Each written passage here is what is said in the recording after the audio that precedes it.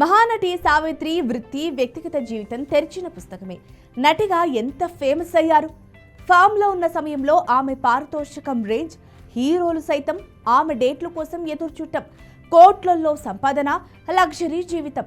దాతృ హృదయంలోనూ గొప్ప మానవతావాదిగా సావిత్రికి పేరుంది.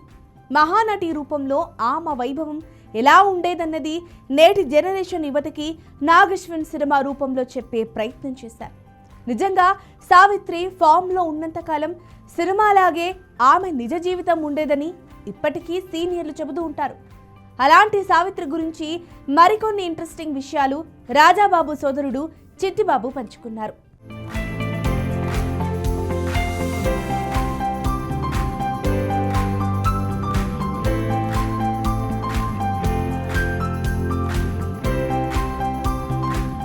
చిత్తూరు నాగయ్య సావిత్రి గారిని ఎంతో దగ్గరగా చూసిన వాడిని నేను.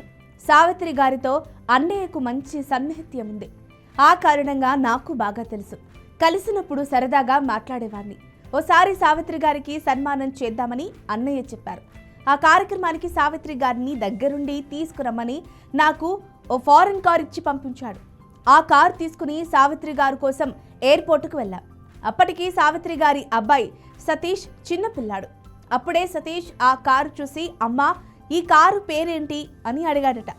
ఆ మాటకు సావిత్రి గారు ఎంతో బాధపడ్డారని తెలిపారు.